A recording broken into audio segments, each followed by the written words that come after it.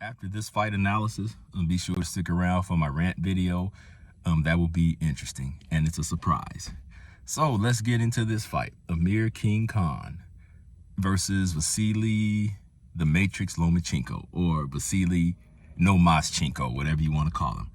And this is going out to question marks. I thank you for requesting this fight.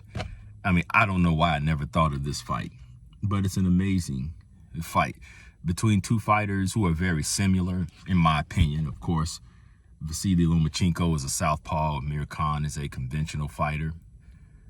But one of the things that they both have in common is their in and out movement. They get in, they throw their flurries, and they're right back on the outside. Of course, Vasily Lomachenko has the better footwork, amazing footwork. I'm thoroughly impressed by the footwork. As I mentioned, I love how he gets in and out, steps around, and just throws punches from all sorts of angles. And so, of course, he's a lot more unorthodox than Amir Khan. But Amir Khan has that hand speed.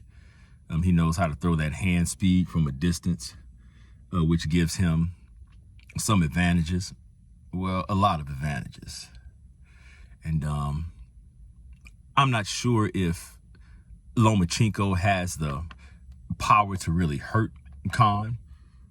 He has the ability to thoroughly frustrate Khan, but I said all that to say that I don't think Khan's chin issues would be an issue in this fight. So these guys are on a pretty level playing field, which makes this fight tremendous. They both have great hand speed. They both throw punches in bunches. They both have great in and out movement. Vasily has the better footwork, as I've mentioned. So who would win this fight? Who would win this fight?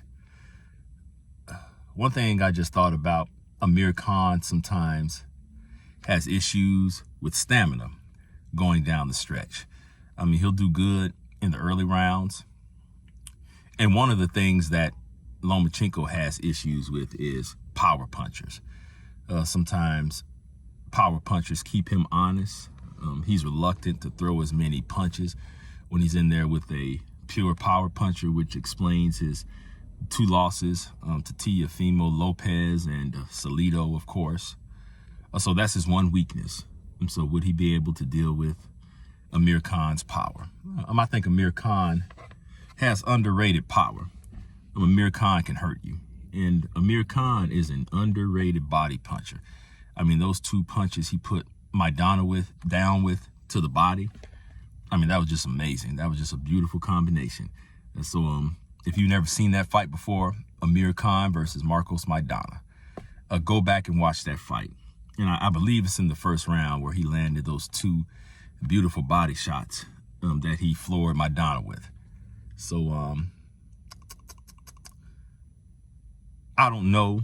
I'm not sure how Lomachenko would deal with Amir Khan's body punches. And you best believe that Khan is going to test his body. He's going to test his body. As far as Lomachenko's movement and his footwork, would he be able to keep Amir Khan off balance? Would he be able to keep Khan guessing? Would he throw Amir Khan off of his game? But then when Amir Khan started being trained by Virgil Hunter, Amir Khan added clinching and physicality to his game. So would that be a factor in the fight? Would Amir Khan be able to tie Lomachenko up and frustrate him throughout the fight? So there are so many factors going into this fight. There's so many things to think about going into this fight, but I can't say it enough. This would be a tremendous fight. And just thinking of the possibilities of what could have been between these two. I mean, this is one for the ages. But I will say that I see Amir Khan's stamina becoming an issue down the stretch. Lomachenko is always in tremendous shape. But I could also see Lomachenko being gun shy because he wouldn't want to get countered. And Amir Khan is a tremendous counterpuncher. So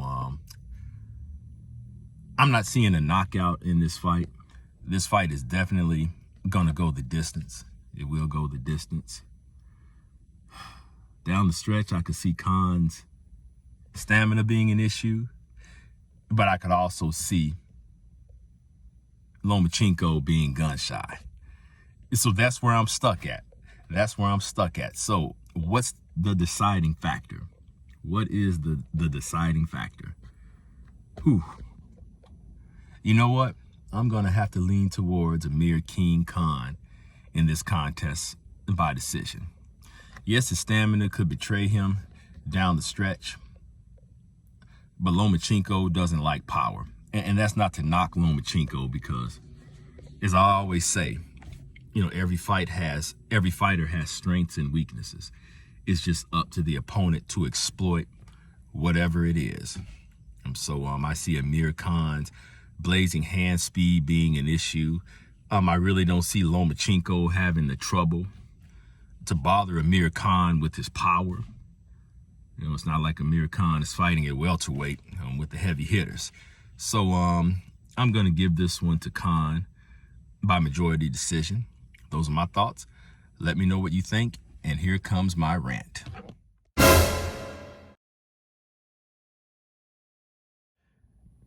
David Benavidez. Benavidez this. Benavidez that. Why won't Canelo fight Benavidez instead of Bivol? Benavidez. To be fair, David is a decent fighter. He's a dangerous, tall, lanky fighter with power. He throws punches from all sorts of angles. So David Benavidez has some tools in the tool belt. I don't take that away from him. But I will say that he's not the boogeyman that everyone is making him out to be. I will say that Bivol is better than Benavidez. I will say that Canelo has fought and beaten better opposition than Benavidez. I will say that Benavidez is overrated in my opinion, or I'll just say slightly overrated, just to be fair. I will say that Benavidez is one-dimensional. Benavidez doesn't have any defense. So do you really think that he beats Canelo Alvarez? Think about it and be honest with yourself. Sometimes we need to get out of our feelings and look at these things for what they really are. Now, this is boxing to where anything can happen. Someone can land the right punch at the right time and win the fight. But overall, you need more tools than Benavidez has to beat Canelo. Lack of defense won't cut it against Canelo. Being one-dimensional won't cut it against Canelo. Benavidez doesn't have the speed to trouble Canelo. You don't think that Canelo would counterpunch him? Do you think that dropping your hands, or do you think that Benavidez dropping his hands won't get him countered and get him knocked out? See, Benavidez doesn't fight well off the back foot. But Canelo is versatile. He can fight coming forward. He can fight off the back foot. He can be the boxer. He can be the slugger. Now, it's okay to desire a certain fight. I get that. There are certain fights that I want to see that I'm frustrated that's not happening. Spence versus Crawford being one of many. But I'm just not buying that Canelo is ducking David because he has no reason to duck David. He's just simply exercising his options. And yes, I'm a Canelo fan. I'll sit here and tell you, I'm a Canelo fan with good reason. But it's kind of hard to keep listening to people accuse him of ducking Benavidez. There's better fighters than Benavidez. Bivol, I'll say it again, Bivol is a better fighter than Benavidez. Plant was better than Benavidez. And it's amazing how everyone becomes weak for the simple fact that Canelo fought them. Bivol was a killer, but now that Canelo decides to fight him, now everyone wants to tear down Bivol. Plant was the next best thing. I promise you he was. I'm not making this up. As soon as Canelo fights him, now he's a cherry pick. I mean, come on, people. Be fair. I respect everyone's opinion. Be fair. Be fair. Just get out of your feelings sometimes. And I have to tell myself the same thing. I get in my feelings about certain fighters. And you can have an opinion. Just be reasonable with it. Be reasonable. Canelo is just simply exercising better options. And I'm sure that Benavidez will get the Canelo fight down the stretch.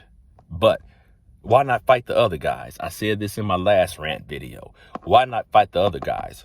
Why sit around for a year or two? You can be building your own legacy, David. Just stay active. Stay active. There's more to life than Canelo. So we can debate all day who would win between Benavidez and Canelo. We could. But I just have trouble with people saying that Canelo is ducking David Benavidez. I just don't see it. I don't see any reason why he would have to be afraid of Benavidez. I really don't see any real threat that David poses to Canelo. The height advantage. He's an awkward fighter. He has power. He can hit like a mule. I'll give you that. But if you don't get the target, or if you can't reach the target, that power doesn't mean anything. And David Benavidez hasn't fought anyone even close to Canelo's level. So why is he Canelo's boogeyman all of a sudden? Help me understand. And I welcome all comments. You know, we can talk about this. We can debate it. I love talking and I love debating. But just help me understand why David Benavidez is the boogeyman. Like I said, he's not a bad fighter. He's not a bad fighter. And he'll have some good wins. But why is he so deserving of a shot at Canelo? Now, don't get me wrong. I want to see the fight like anybody else. But Bivol is a good fighter. He's a dangerous fighter. He has hand speed along with power, and that's a dangerous combination. And so to call Bivol a cherry pick is not fair to Bivol. Now, I do think that Canelo will win, but this is far from a cherry pick. This is no tune-up. Come on, people. Let's be reasonable. Let's be reasonable. So, those are my thoughts. And at the end of the day, this is just my opinion that I'm just sharing with you. So, I'll see you on the next video.